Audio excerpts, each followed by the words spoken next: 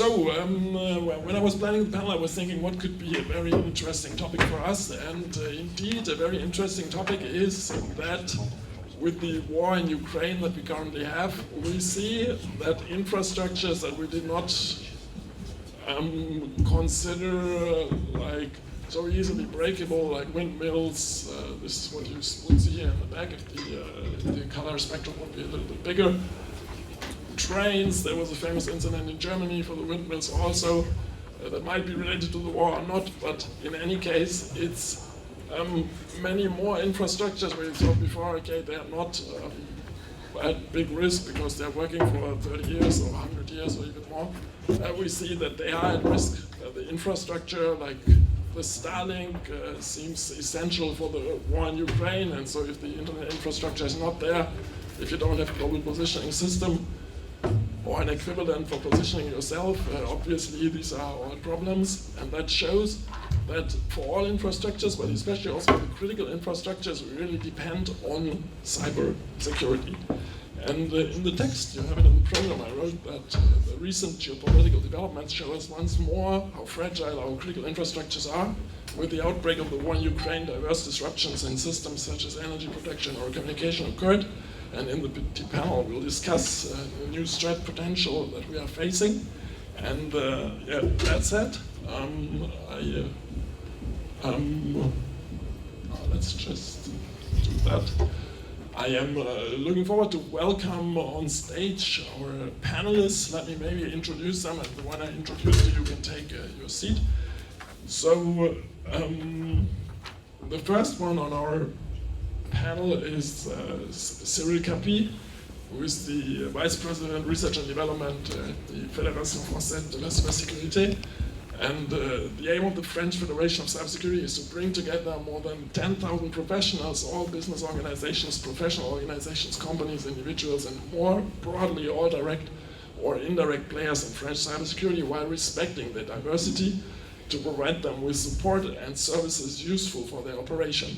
The Cybersecurity Federation wishes to promote the image of French cybersecurity activities, promote the exchange of ideas, as well as the closest possible collaboration between cybersecurity organizations, and make known the point of view of entrepreneurs, users, and stakeholders on subjects directly or indirectly concerned their activities. More specifically, within the Research and Development College, Cyril helps SMEs and startups to increase innovation, respond and find funding by responding to cybersecurity tenders on France 2030. He's one of the designers of the cartography to highlight the cyber research ecosystem in France. So please give Cyril a warm applause. Please give him a warm applause.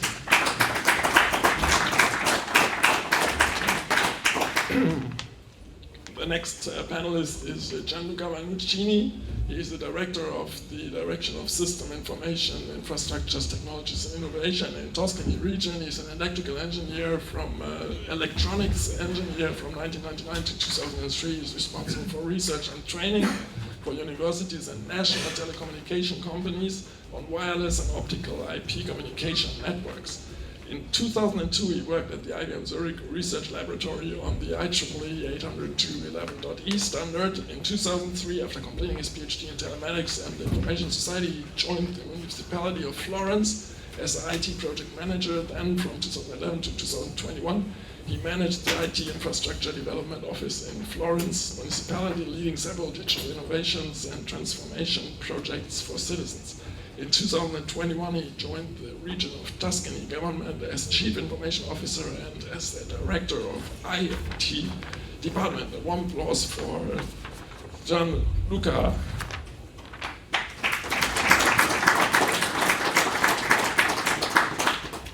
Our next panelist is Éric Labouré, and he is working at Nokia. He's the head of business operation managed security services at Nokia.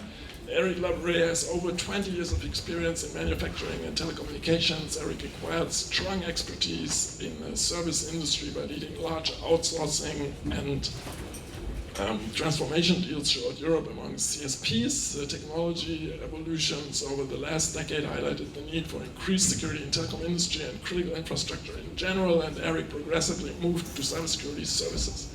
Éric is now working in Nokia Cybersecurity Services business unit as head of business operations looking after worldwide activities of Nokia in cyber services. A warm applause for Éric.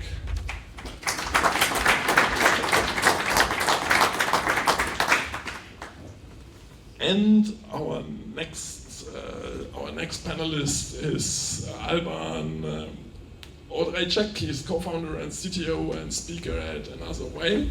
And Alban is of ANOZR WAY. And ANOZR WAY is a company that is specialized in people protecting and cyber human intelligence.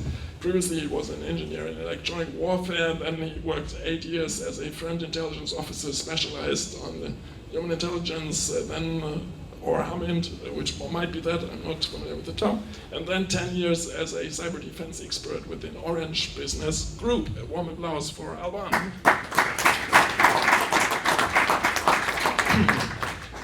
And last but not least, we have Reda. Yaich. He's a senior researcher and specialist in cybersecurity and artificial intelligence at SystemX, and he's holds a PhD from the École Mines of Saint-Etienne and a Master of Science from the University of South Paris.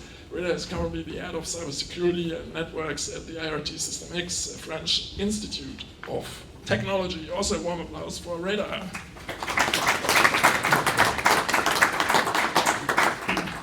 Okay, so let me briefly check if the camera is covering everybody. It generally is, but could one of you possibly turn the camera just a little bit to the right?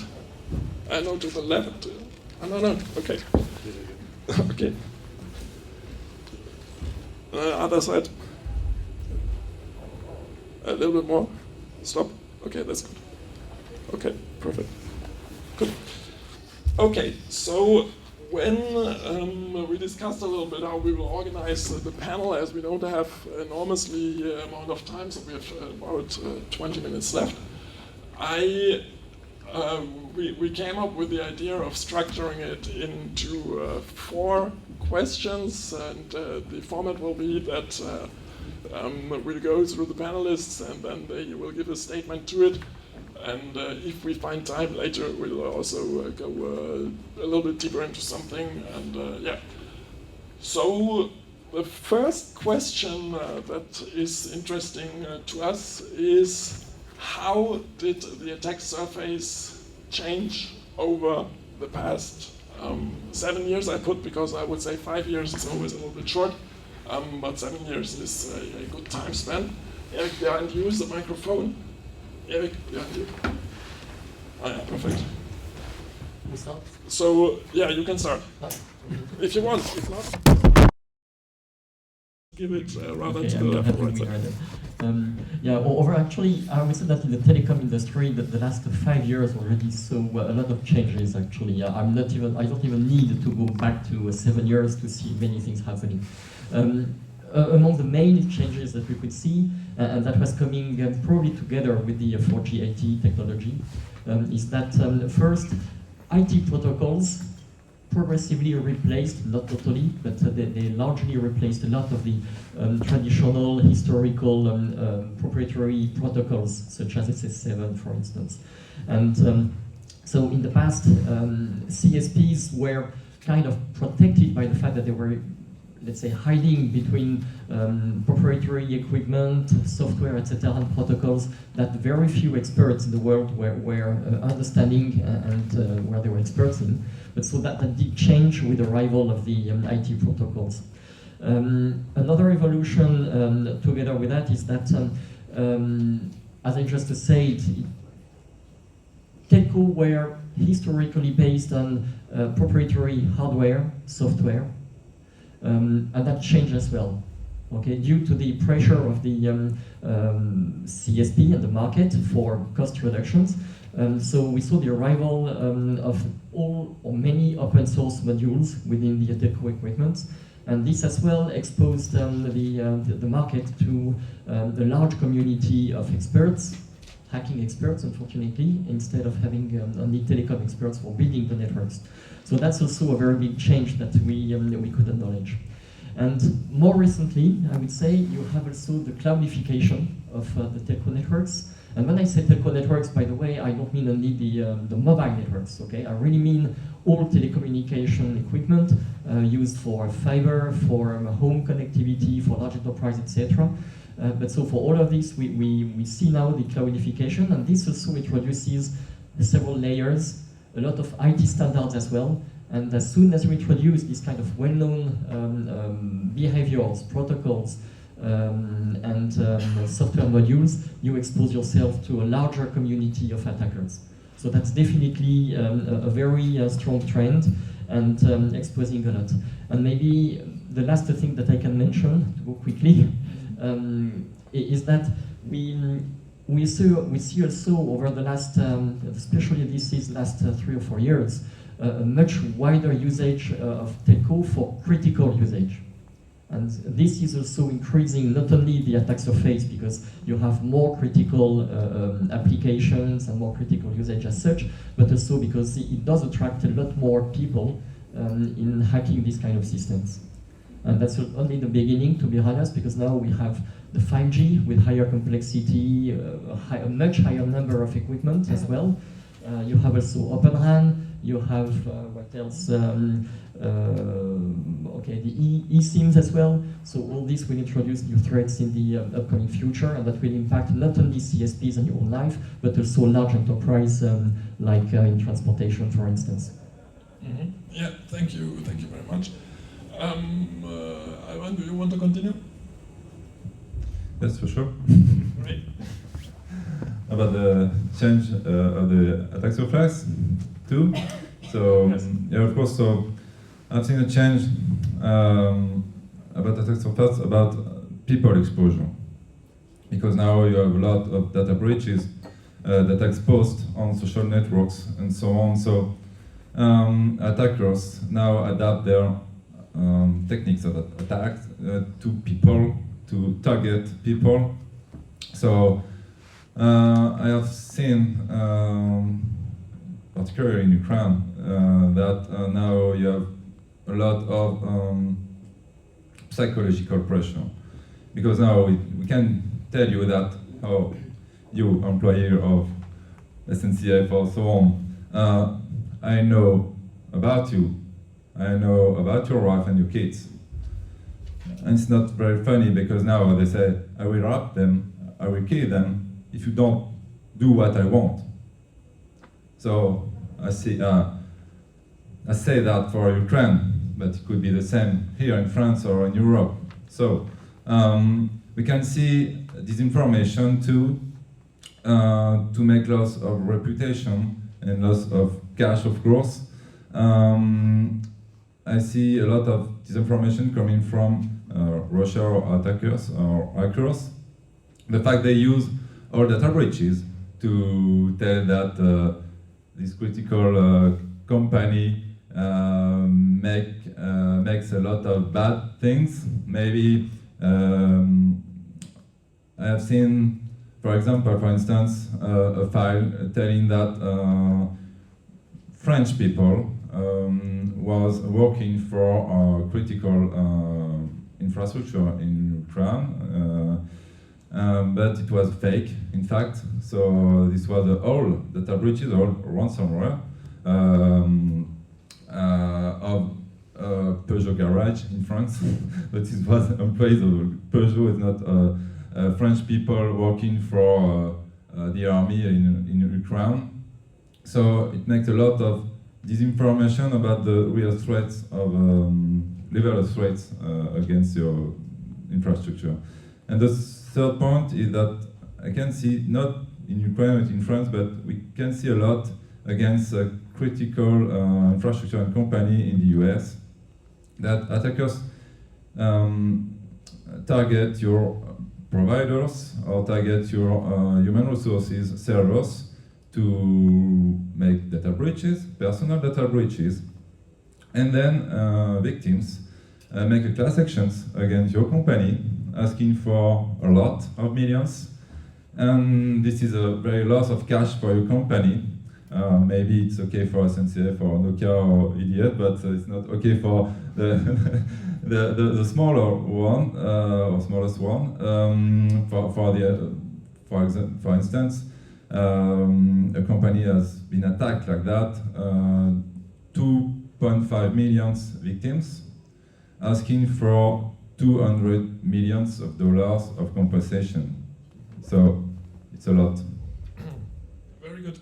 And yeah, really, you can take the mic. And in the meantime, the very nice thing about the panelists is that we have really diverse panelists. Therefore, I also spend quite a time of introducing them because therefore we really get different perspectives, as we've already seen. So, Reda, I give you. Okay, yeah, just some few words about this acceleration of the threat, and I agree that we don't need to go back to 7 years, and I'll probably go back to 2 years, because we have been witnessing an acceleration.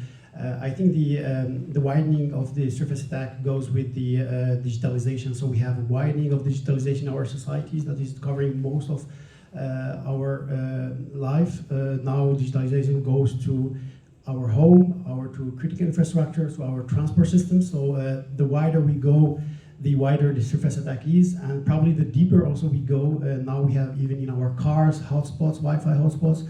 So yeah, I think it's going deeper and wider. And I'll probably note one game changer is the remote work with the COVID pandemic situation that opened doors, so creates a legitimate breach in our systems. And the fact that also in our homes we have a lot of digitalization with domotic systems, with Alexa and Google stuff and so on.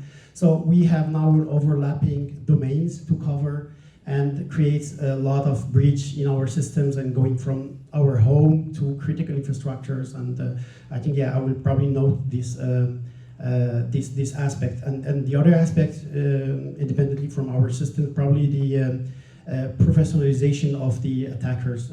We have less amateurs and script kiddies, we have more professionals and state-sponsored attackers. Mm-hmm. Okay, cool. Yeah, thank you very much. So next, maybe Gianluca. Yeah.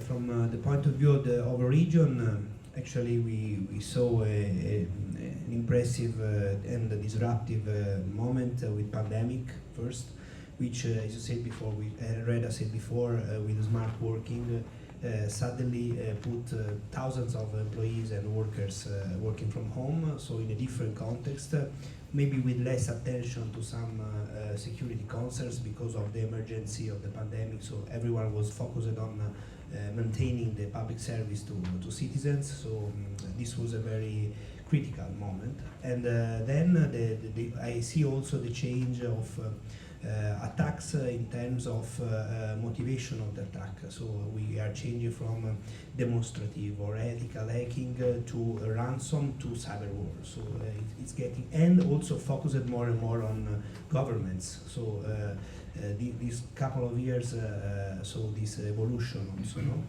And plus, also with pandemic, we had an incredible boost of relevance of IT in all public services. So many things that were done without IT now are done only with IT. And so we need to, we discuss about later what can we do, but we need to change attitude. Mm-hmm. Okay, very, very interesting to hear that perspective. And Cyril. Yes, I would just precise that I have the double IT from SNCF and the Fédération Française de la Cybersécurité, and right now I just talk about Fédération Française de la Cybersécurité. So I follow up the remarks of Reda about the digitalization. I don't like speak about attack surface, but more about digitalization surface. Why? Because this is the digitalization is the way to the modernity. So we need to develop the digitalization in all industries, for large industries, but for small and medium enterprise too. And to add my point of view, I think we moved from the IT perimeter to the OT, operational technologies perimeter. It's true for large industries, but for small and medium enterprise too. And we move from local perimeter to cloud perimeter. this is an opportunity of modernity, but there is a lot of issues with this delocalization. So the surface attack increase, and it will be more and more in the next years. And we need to provide a solution to get a robust protection for the economic industries. Mm-hmm. Yeah, very, very nice. While you start thinking about already the next two questions, which we'll combine, which are what changed on the types and techniques of the attackers, and what changed on the types and techniques of the defenders. I already give a quick summary again, because I will surely bond with that.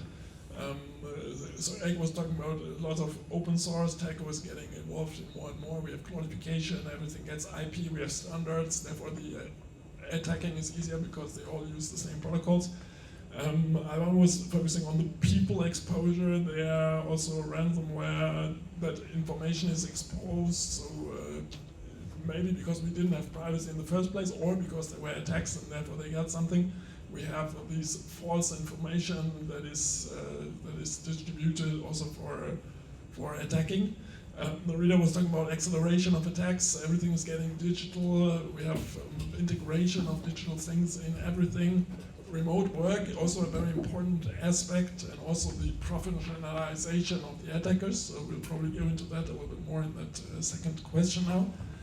Gianluca was also speaking on the remote work, and also about an interesting aspect, which is the change of attitude. So while you might have had hackers that were rather white hat in the sense that they wanted to support you as a company, now you rather have black hat hackers that really want to do ransomware and make some money.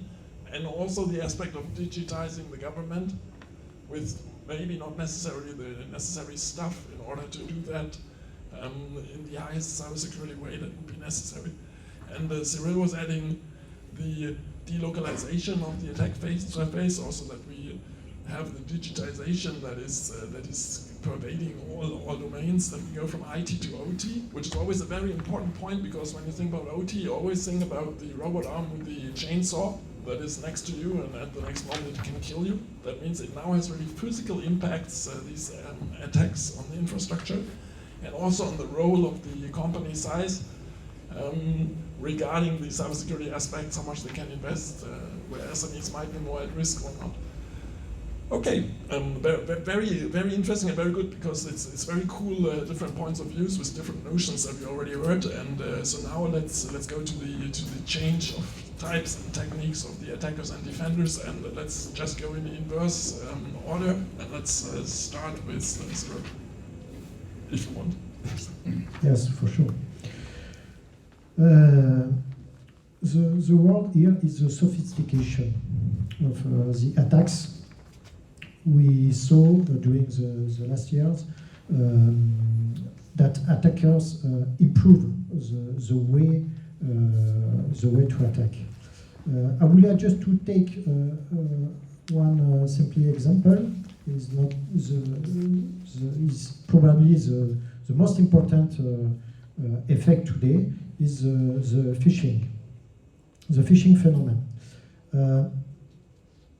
During the last decade,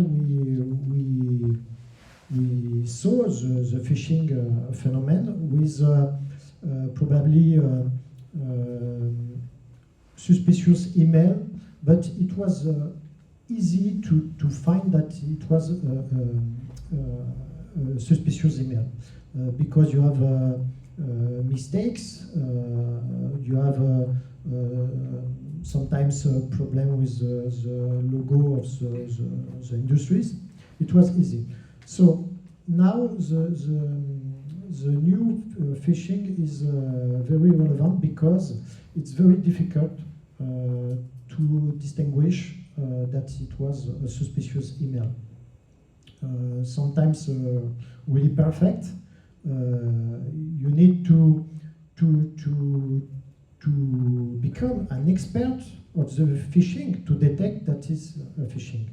Another techniques is the smishing. The smishing is the same phenomenon from phishing, but on your smartphone device. Today, we have in France 60 million of smartphone device, and when you use day-to-day your phone, you receive a lot of SMS, you read quickly and respond quickly, and you could click on the suspicious link. And it's a new problem that we need to tackle. And I think this kind of methods improve because there is behind the attackers, like the chaire, there is certainly a research for the attacks, and we need to face from this. Very, very good point. Gianluca. Yeah, from my point of view, the human part was the weakest chain of security 10, 15 years ago, and it is now. So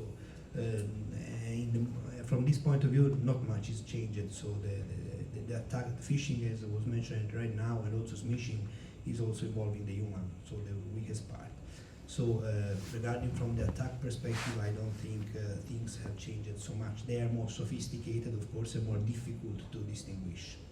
From the defense perspective, I think things are changing, even in the governments, in all parts. First, I see faster communication now, so across national, regional, and local levels. So we have understood the importance of talking, not getting silos, information silos, and exchanging information regarding attacks and so on. So this is something that 2 or 3 years ago was not happening.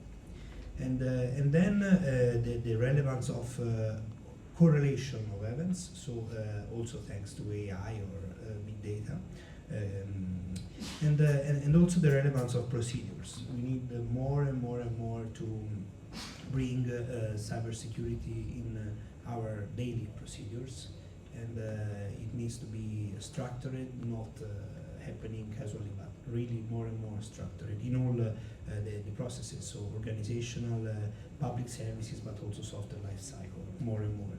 And last but not least, the awareness and the skills, of course. So we are now working a lot at all levels in skills, mainly on cybersecurity, at all levels, so citizens, schools, but also employees of public and private sector. So these are things that are changing in the defense part. Yeah, very nice notion. Reda.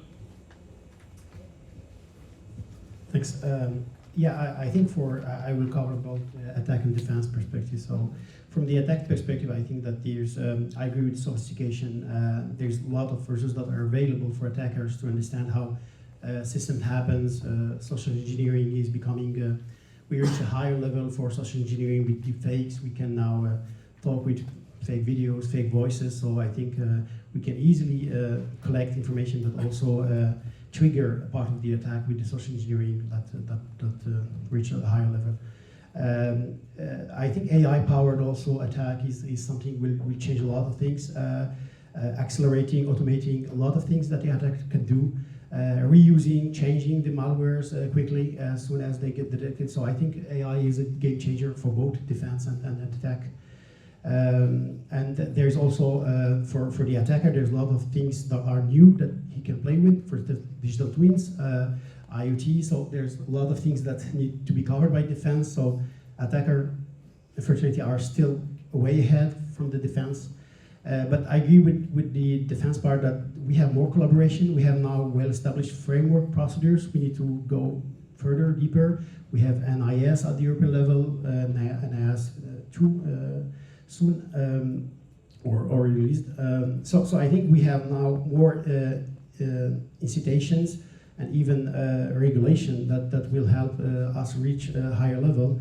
And what's good also is that cybersecurity is becoming mainstream. Everybody knows now about cybersecurity threats, and people are becoming more sensitive to the message. But still, we are doing awareness and training for patterns that was done 5 years ago. So I think we need to continue on this awareness initiative and bring the human factor also up front.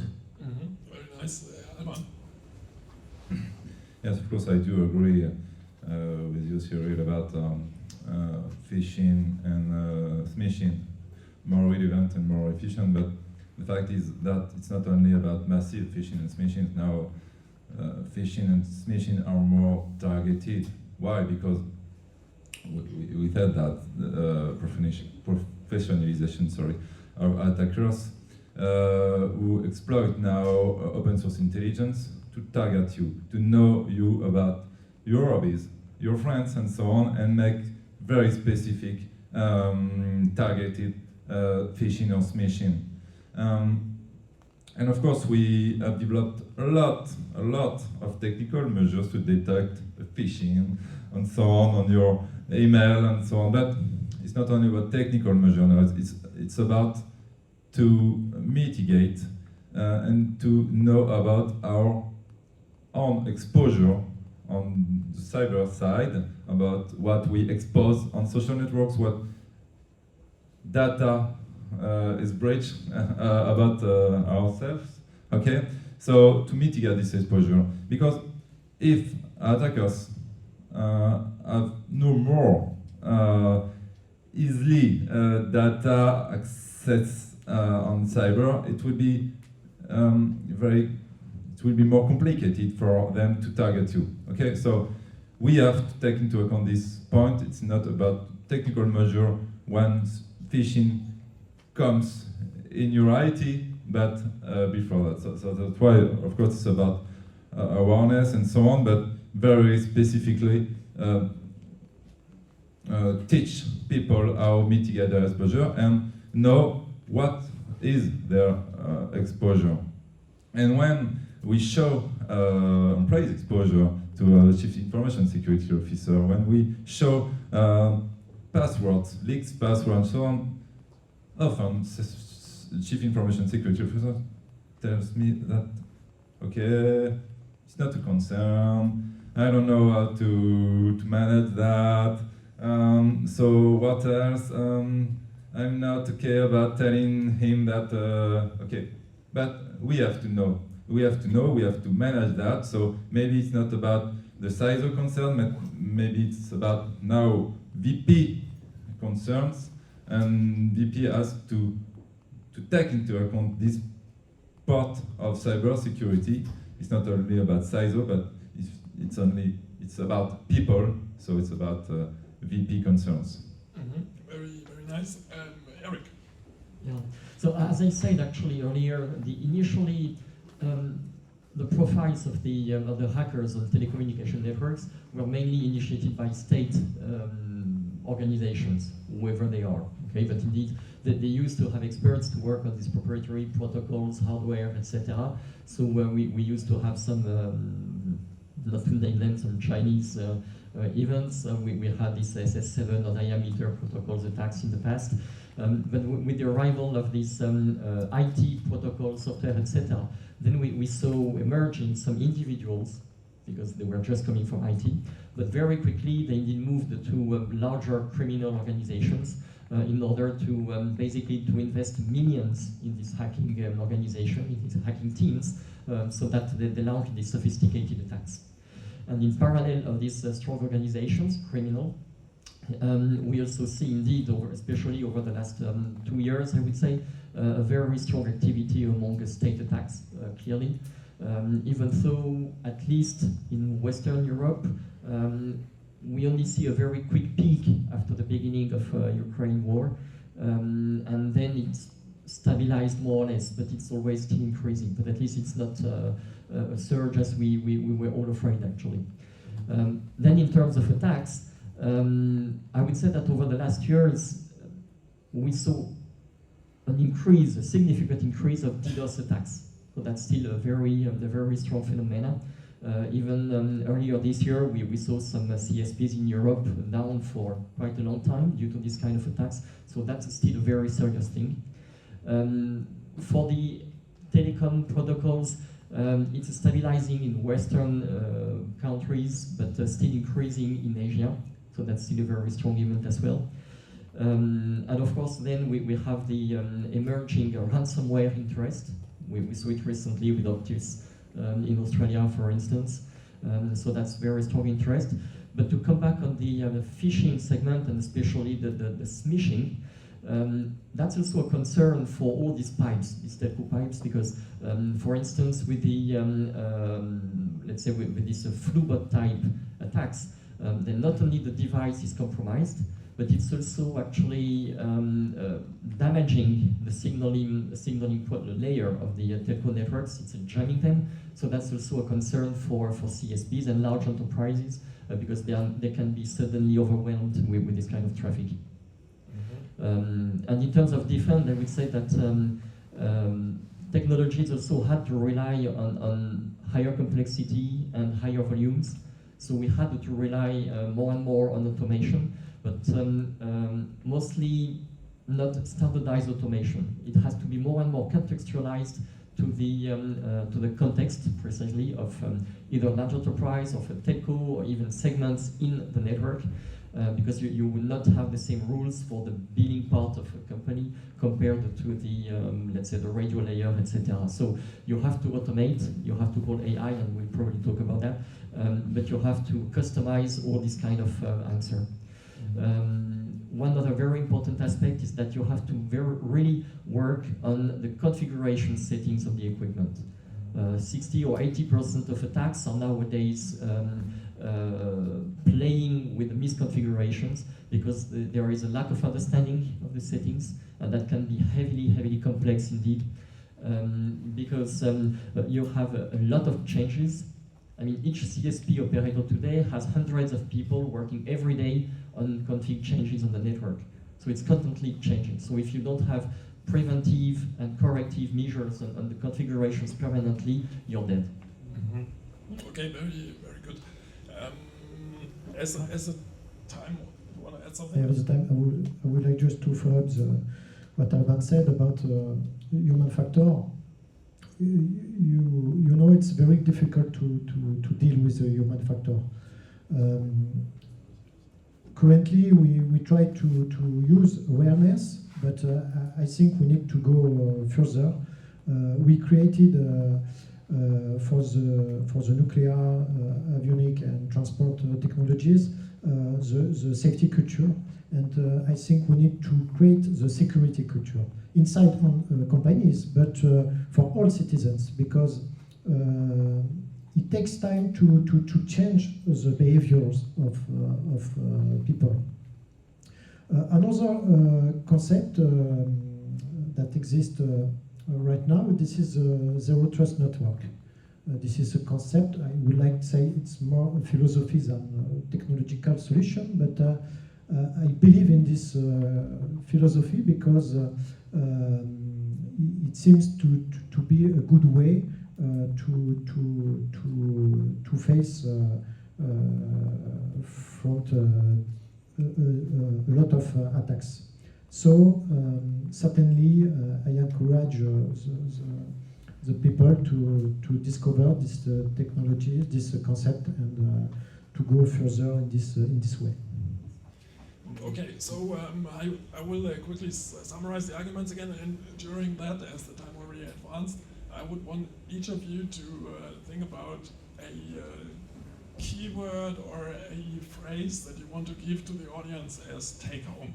So just one aspect, a maximum one phrase. I'll just paraphrase a bit what we just said, and then we go around and just do it in the order when you're ready.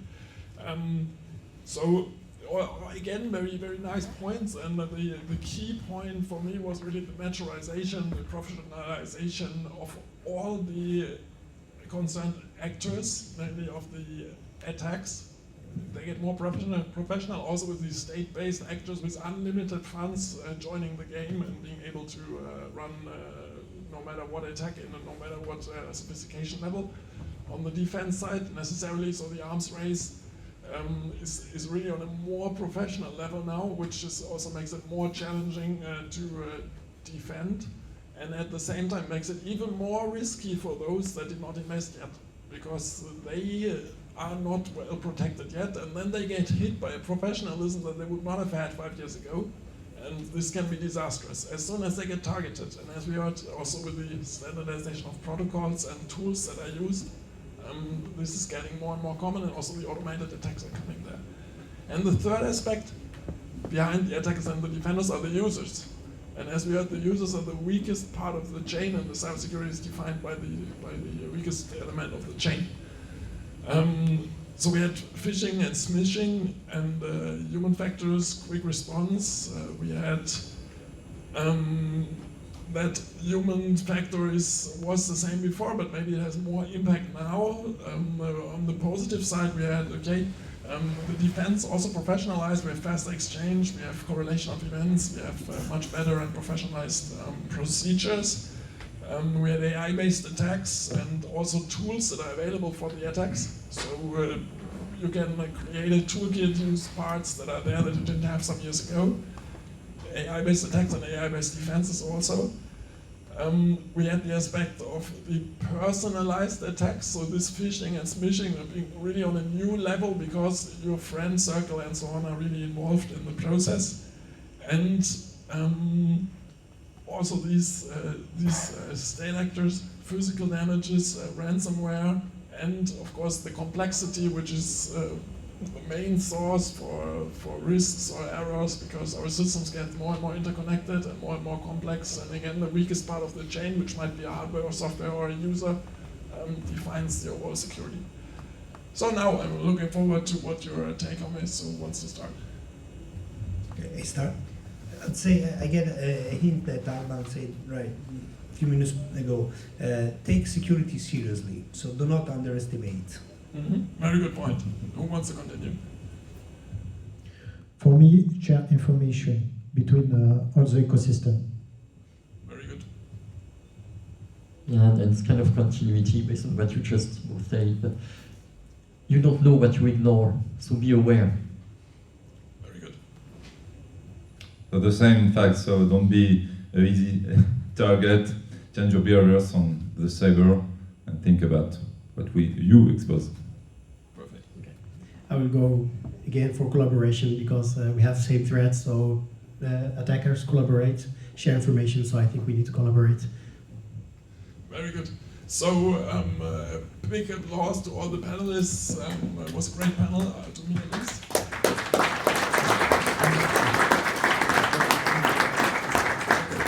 And if you attended panels already, it's always challenging to do something in the time that is given. And in the 30 minutes that we had, it was really dense, and I'm very happy with the outcome. So take home from today on the flyer, you have what we do at the chair. What we do is research. We have lots of activities where you can join us when you want to collaborate with us as a researcher, as a student, in our events, or as audience in the speaker series and so on. Just go to the website. You can subscribe so that you get an email once we put some news there. Same for the speaker series. If you have people interested in taking the PhD position openings that we have for the moment, don't hesitate to contact us. Same if you're an industrial partner or know someone who might be interested in these problematics we're looking at and the dynamics that you learned today, please share the news. Thanks a lot for coming. Enjoy the remaining 1.5 days at the ECW. Don't hesitate to approach us. We'll mostly all be present. We are also at Stand 8 at Airbus, where we'll have at 12:30 every day the interface demo. So if you want to try that out, Nicolas will be happy to put you the headset on and show it to you. Thank you very much. Have a good time, and hopefully see you soon.